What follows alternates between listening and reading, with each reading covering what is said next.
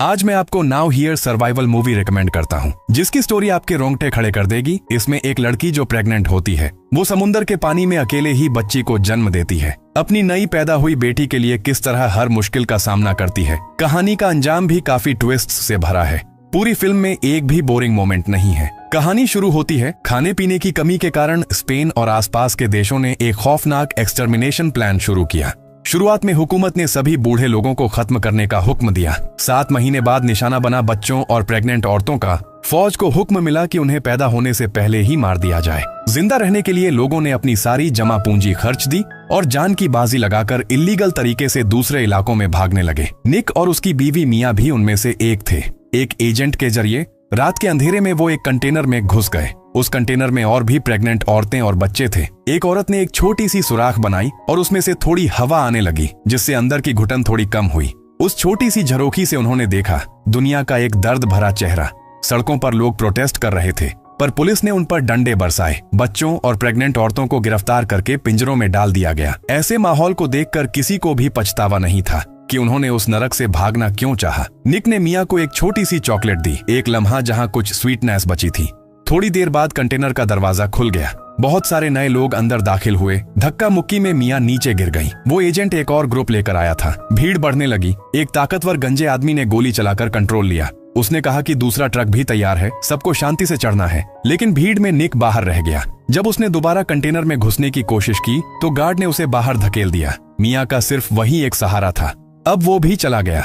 मिया ने उस छोटी सी सुराख से झांक कर देखा। निक एक ग्रीन कलर के कंटेनर में चला गया जिसका नंबर 107 था। उन दोनों ने फोन पर बात की। निक ने वादा किया कि जैसी ही मौका मिलेगा वो वापस आएगा, लेकिन किसी पर भरोसा न करने की सलाह भी दी। पर तकदीर को कुछ और ही मंजूर था। ट्रक जब एक चेक पॉइंट पर रुका तो गंजे आदमी ने पेपर्स दिखाए, लेकिन फिर भी आर्मी ने कंटेनर की सख्त तलाशी लेना शुरू की। जब कंटेनर का दरवाजा खुला तो सामान एक तरह से सजा टकाया था, लेकिन ऑफिसर्स अंदर घुस आए। एक ऑफिसर हर कोने की जांच करता है। धीरे धीरे वो ट्रक के पिछले हिस्से की तरफ बढ़ने लगा, जहां सब लोग चिपक कर छुपे बैठे थे। तभी सीनियर ऑफिसर ने सिपाही को अंदर जाकर पोजीशन लेने को कहा और खुद बाहर आया। हर कदम गिनकर चलने के बाद एक जगह पर रुका और फिर गोली चलाने का आदेश दिया। गार्ड गोलियां चलाता है, लेकिन गोली के छेद उस जगह से काफी दूर थे जहां वो असल में खड़ा था। लेकिन अफसर को शक हो गया था। वो दोबारा कंटेनर में घुसा। उसने कोई हिंसा नहीं की, बल्कि अंदर छुपे लोगों को समझा बुझाकर बाहर आने को कहा।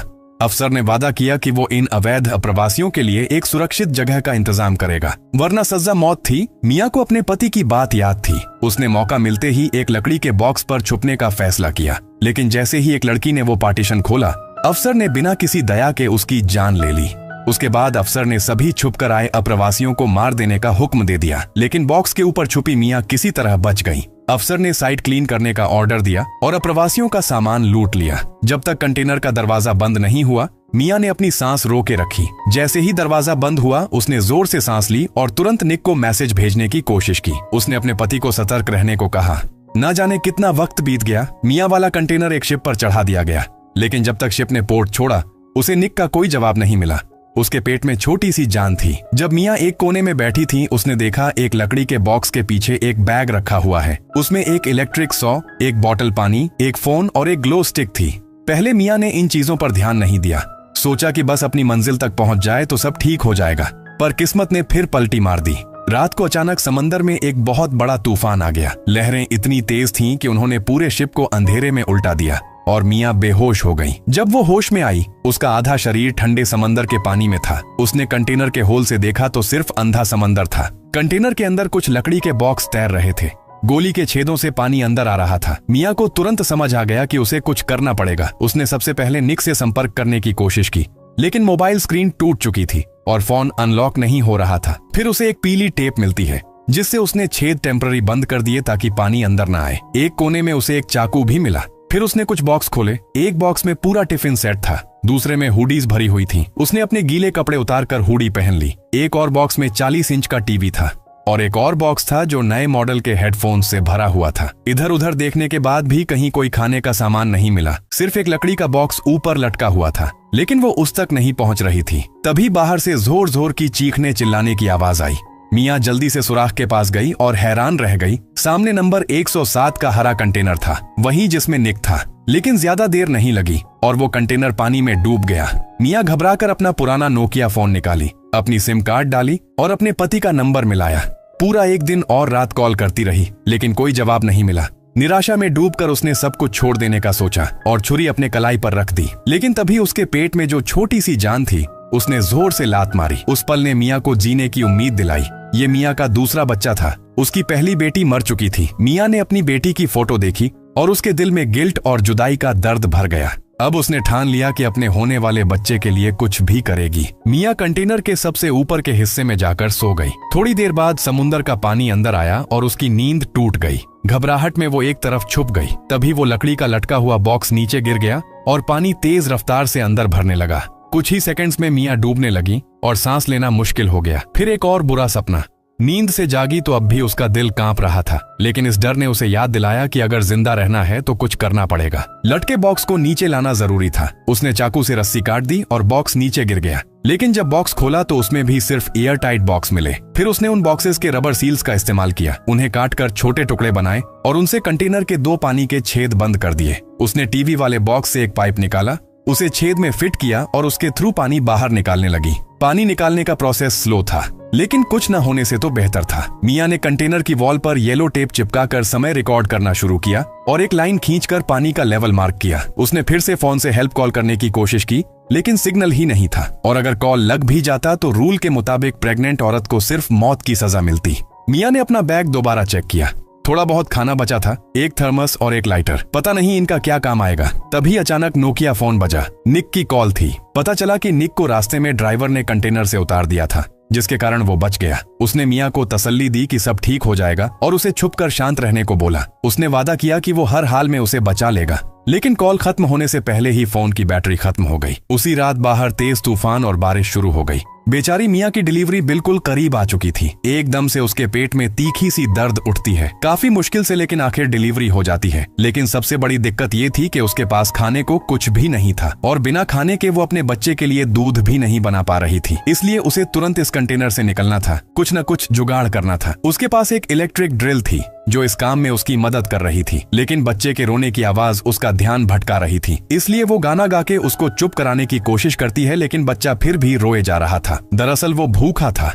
अभी सबसे जरूरी काम था कंटेनर को तोड़ना, पर जैसे ही आधा काम किया ड्रिल बंद हो गई। अब उसके पास भागने का कोई जरिया नहीं बचा था। अपने हाथों से वो लोहे का कंटेनर नहीं खोल सकती थी और तो और उसके पास बची हुई 2 बॉटल्स पानी भी लगभग खत्म होने वाली थी। ये सब देख के उसके अंदर फ्रस्ट्रेशन उठाई। गुस्से में उसने चीजें तोड़नी शुरू की। तभी एक गलती से उसके हाथ एक छुरी लगती है। उसको देख के थोड़ी उम्मीद जगी, लेकिन ये इलेक्ट्रिक ड्रिल जितनी पावरफुल नहीं थी। काफी देर तक कोशिश करने के बाद भी कुछ खास नहीं हो पाया। उलझन के साथ हाथों पे घाव भी हो गए। पानी न मिलने की वजह से उसका शरीर कमजोर हो गया था। तभी एक अजीब सी आवाज बाहर से आई। डर के मारे वो छेद के पास जाकर देखती है और तभी एक बड़ी सी पूंछ उसके पास से गुजरती है। एक व्हेल थी। उसकी दहाड़ से बच्चा भी जाग जाता है। वो एक हाथ से बच्चा संभालती है और दूसरे हाथ से लकड़ी लेकर कंटेनर पे मार मार के जोर से चिल्लाती है ताकि व्हेल भाग जाए। व्हेल शायद समझ गया और धीरे से वापस समुंदर में चला गया। ये वही व्हेल था जो बाद में उस माँ बेटे की जान बचाएगा। हालांकि उसने कंटेनर का छेद बंद कर दिया था, लेकिन समुंदर का पानी हर जगह घुसने लगा था।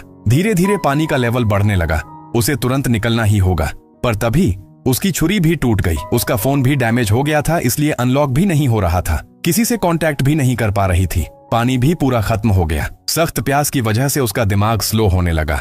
होश और बेहोशी के बीच अटक गई और कंटेनर के अंदर पानी चढ़ रहा था। कंटेनर के अंदर समुंदर का पानी देखकर उसके दिमाग में अचानक एक आइडिया आया। उसने बिना सोचे समझे आधी बोतल पानी भर ली। अगर उसने वो पानी पी लिया होता तो अंजाम बुरा हो सकता था। अच्छा हुआ कि उसकी अक्ल उसकी भूख और प्यास पर भारी पड़ी और उसने पानी नहीं पिया, बल्कि अपने सिर पर डाल दिया। लेकिन जब उसने देखा कि लोहे की चादर पर पानी के बूंदें टपक रही हैं और वो तुरंत उन्हें चाटने लगी, पर इस तरह से प्यास नहीं बुझी, तो उसने एक एक बूंद इकट्ठी करनी शुरू की और बोतल में भरने लगी। पानी में झंग का टेस्ट था, पीने लायक नहीं था और थोड़ी देर में उसकी तबीयत खराब होने लगी। उल्टी जैसी फीलिंग आई। इसी दौरान जब वो भूख और प्यास से बेहोश होने लगी तो उसके चेहरे पर कुछ बूंदें टपकती महसूस हुई। धीरे धीरे उसने आंखें खोली तो देखा कि बारिश का पानी उस छेद से आ रहा था जो पहले ड्रिल मशीन से बनाया था। यह देखते ही वो तुरंत खड़ी हो गई और बारिश का पानी पीने लगी। जब प्यास बुझी तो उसने खाली डब्बे इकट्ठा किए और सब में पानी भरना शुरू किया, क्योंकि यह मीठा पानी उसके जिंदा रहने की उम्मीद था।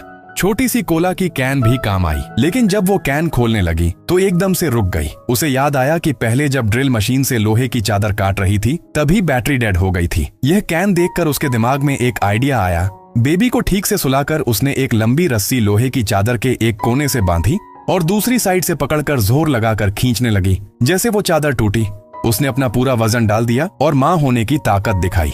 आखिरकार उसने वह मजबूत चादर तोड़ ही दी। सूरज की रोशनी अंदर आई, दोनों के चेहरे पर पड़ी, एक नए जीवन की शुरुआत जैसी। लेकिन जब वो कंटेनर के बाहर निकली तो और भी ज्यादा उदासी छा गई। चारों तरफ सिर्फ समुंदर ही समुंदर था, कोई जमीन का निशान नहीं, कोई उम्मीद नहीं दिख रही थी। लेकिन बेबी का मासूम चेहरा देखकर उसे याद आया कि माँ के रूप में उसे हर हाल में जिंदा रहना होगा। उसने बेबी का डायपर बदला और पुराना डायपर समुंदर में फेंक दिया। सोचा भी नहीं था कि इससे कुछ मछलियां आ जाएंगी। खाने के बिना रह रही माँ एकदम से एक्साइटेड हो गई और उसने एक सिंपल सा फिशिंग रॉड जैसा कुछ बनाया। सपोर्ट और स्क्रूज से उसने बार बार ट्राई किया पर एक भी मछली हाथ नहीं आई और उसकी बची कुची एनर्जी भी चली गई। वो थक कर जमीन पर गिर गई।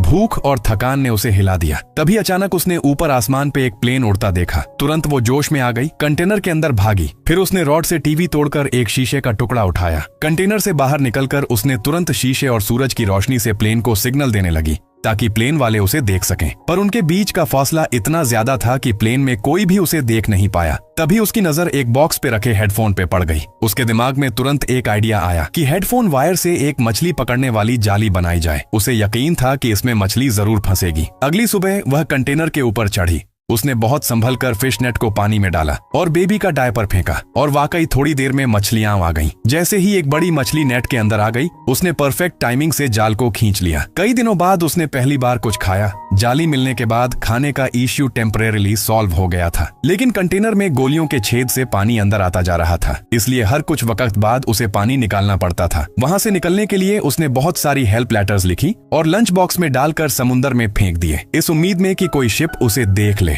चांस कम था पर फिर भी यह करना जरूरी था। अकेले होने पर वह समुद्र के उस पार देखती थी, अपने पति को याद करती। जब बात करने वाला कोई नहीं होता तो वह बेबी को अपने बचपन की कहानियां सुनाती थी। कैसे उसकी मुलाकात पापा से हुई, कैसे वह जंग से बची। सोते हुए बेबी को देखकर उसने कसम खाई कि चाहे एक दिन का जीवन बचे लेकिन वह कभी हिम्मत नहीं हारेगी। फिर उसी रात उसके पति का फोन आया, पर फोन एक फाइनल गुड बाय था। भागते वक्त वह एक कंटेनर में छुपा था और उसे गोली लग गई थी। अब उसका बचना मुश्किल था, इसलिए वह मिलने नहीं आ सकता था। यह सुनकर वह रोती हुई उसे अपने बच्चे के पैदा होने की खबर देती है और उससे कहती है कि प्लीज हिम्मत मत हारना। उसने अपने दर्द को दबा के फोन बेटी के पास रख दिया ताकि उसका पति आखिरी बार अपनी बेटी की आवाज सुन सके। वो अपनी बच्ची से बातें करता है, लेकिन धीरे धीरे उसकी आवाज कम होने लगी और फिर पूरी तरह से गायब हो गई। मियाँ समझ गई कि अब वो नहीं रहा। ये सोचकर वो जोर जोर से रो पड़ी, लेकिन उसे मजबूत भी रहना था क्योंकि उसकी और बच्चे की हालत भी कुछ खास अच्छी नहीं थी। कंटेनर के अंदर पानी का लेवल क्रिटिकल पॉइंट तक पहुंच गया था। नीचे रहना नामुमकिन हो गया था। माँ और बेटी मजबूरन बाहर शिफ्ट हो गए। उसने स्पंज वाली लकड़ी पानी में डाल दी। पानी सोखने के बाद उसे वापस खींच लिया। फिर लंच बॉक्स को उल्टा करके उस पर रख दिया ताकि डिस्टिलेशन से पीने लायक पानी मिल सके। वो काम भी कर रही थी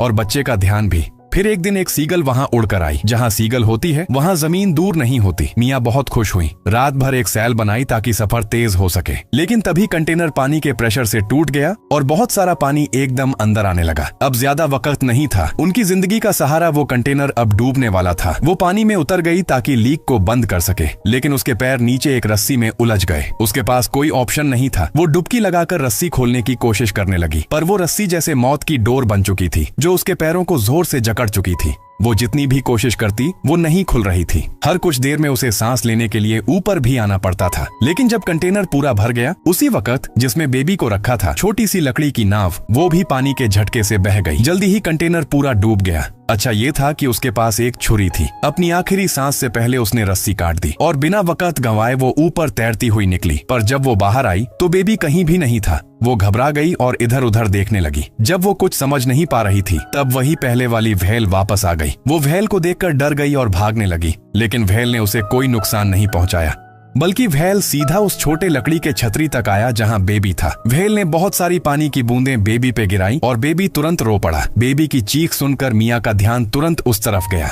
वो तेजी से वहां तैरती हुई गई। आखिरकार उसने छोटी लकड़ी के छतरी को देखा। ये सब होने के बाद व्हेल शानदार तरीके से चला गया। उसकी मदद से माँ और बेटी सफल रूप से फिर से मिल गए। जल्दी ही सूरज फिर से उगने लगा। मिया अपने सर्वाइवल बोट में बैठी हुई समुंदर में तैर रही थी। अपनी आखिरी ताकत लगाकर मछली के हड्डियां पानी में फेंकी ताकि समुंदर के गल को अट्रैक्ट कर सके। तभी बहुत सारे समुंदर के गल उसकी तरफ आने लगे जो उसके और बेबी के ऊपर घूम रहे थे। ये मंजर आसपास मछली पकड़ने वाले जहाजों को भी अट्रैक्ट कर गया। लड़की ने अपने पिता से कहा कि बोट की पूरी रफ्तार से समुंदर के गल के पास जाए। सब मिलकर बेबी को बोट में ले आए। बच्चे को देखकर सब हैरान हो गए। लड़की ने बेबी का तापमान चेक किया, फिर उसने एक रस्सी देखी। उन्होंने रस्सी पकड़कर खींचा तो मिया बाहर आई, लेकिन मिया का रंग पीला पीला था। लड़की ने जल्दी से मुंह से सांस दी और आखिरकार मिया को मौत के किनारे से बचाया गया। मिया ने आंखें नहीं खोली पर इशारा किया कि वो अपने बेबी को गोद लेना चाहती है। जब मिया ने आंखें खोली और हकीकत देखी तब समझा कि वो सच में जिंदा है। फिर उसने लड़की के बेटे को देखा, तब उसको यकीन हुआ कि ये सपना नहीं है और वो रोने लगती है। इस मुश्किल जिंदगी के सफर ने मिया को जिंदगी की नाजुकता और मजबूती का गहरा एहसास दिलाया। साथ ही उसने कुदरत की ताकत और दया भी महसूस की। अब वो अपनी जिंदगी दोबारा शुरू करेगी, मुस्तकबिल का सामना मजबूती से करेगी, अपने पति निक को हमेशा याद रखेगी और अपनी बेटी नोया के लिए आगे बढ़ेगी।